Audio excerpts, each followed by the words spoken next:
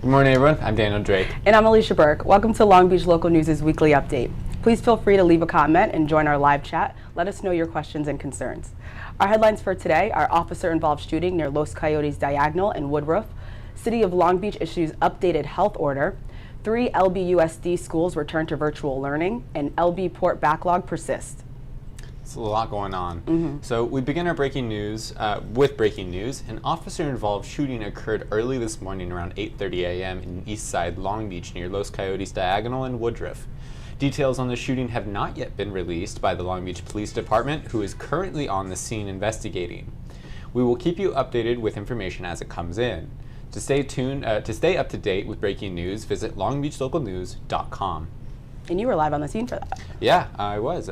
We still don't know a whole lot about the situation, but there is a lot of press there. There is a lot of officers there. The scene is pretty wide. They have the entire street of, I believe, Los Coyotes shut down from Woodruff to Wardlow.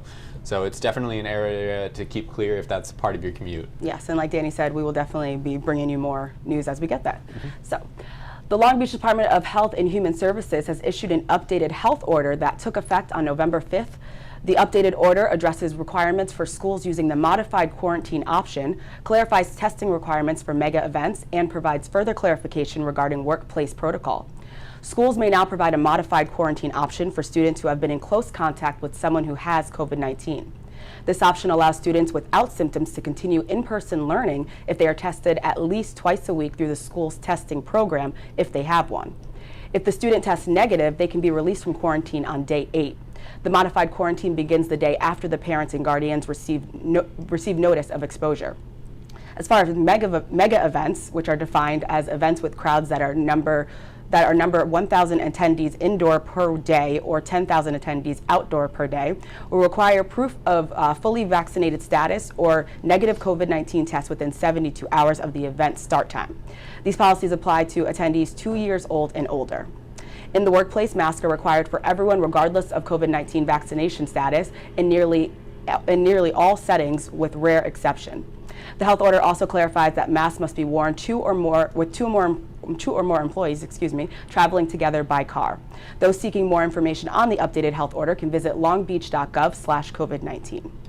There's a lot of changes, yeah. Yes. But I mean, it's important to keep up to date with these things as they are progressing rapidly. Absolutely. But 3 Long Beach Unified School District elementary classrooms, are currently quarantined at home following multiple positive tests among students. The classes at Longfellow, Lowell, and Webster are learning remotely until quarantines lift, and students return to physical classrooms, which they don't know how long that's going to be necessarily.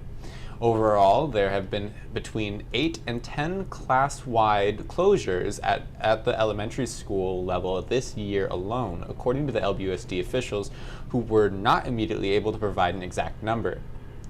None of the students at the elementary level had the opportunity to be vaccinated, so you have the potential for close. The unvaccinated contact with positive case that the health department is concerned with, said LBUSD Assistant Superintendent Brian Muskowitz.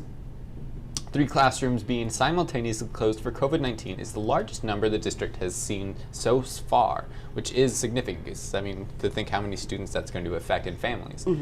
The district has well-developed protocols for when a single student tests positive for COVID-19 and needs a quarantine at home. Throughout the school year, the district has had 1,139 confirmed cases, with 1,053 students and 83 employees, as well as 3 visitors, testing positive.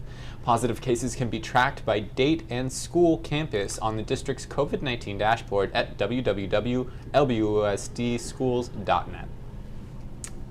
All right, and we continue. The Long Beach port remains backed up with over 150 ships. The Marine Exchange of Southern California, who are in charge of scheduling the arrival and departure of every ship that docks at the Long Beach and LA ports, reported 158 vessels were in port as of Tuesday, November 2nd.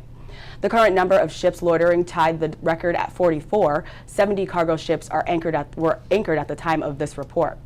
As we know, the environmental impact of these loitering ships have already taken a toll on our neighboring beach communities. One of the cargo ship's anchors has been attributed to damaging an oil pipeline off the Huntington Beach coastline, resulting in the recent massive oil spill. With the holidays upon us, this congestion may only get worse as more ships full of consumer goods arrive. The Long Beach and Los Angeles ports together handle nearly 40% of seaborne imports for the entire nation. With the completion of the new Gerald Thomas Bridge, the port of Long Beach can now handle the largest cargo ships. President Biden addressed the backlog concerns by authorizing both ports to work 24/7 to try and help with the congestion. It is not clear if both ports have been able to operate at this capacity due to the numerous containers awaiting fulfillment. He also authorized companies such as Walmart, FedEx, and UPS to work 24/7 to unload these containers. Legislators are also enacting a fine of $100 per day after 9 days for companies that do not offload their containers from each port in a timely manner. Well, I've had the opportunity to be flying in one of our helicopters on a daily basis, and just seeing the number of ships growing by the day is substantial, as well as just the cloud and layer of smog covering the ocean. And I can't imagine. I honestly can't imagine, like with the holidays coming, like they said, the congestion is just going to keep going. So hopefully they figure this out soon. Which I'm sure. But let us know what's going on in your area. If you see any news in your area, in your neighborhood, call or text us at 562-653-NEWS. That's 562-653-6397.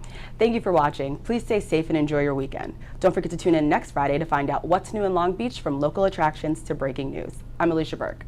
And I'm Daniel Jake. This has been your weekly update with Long Beach Local News.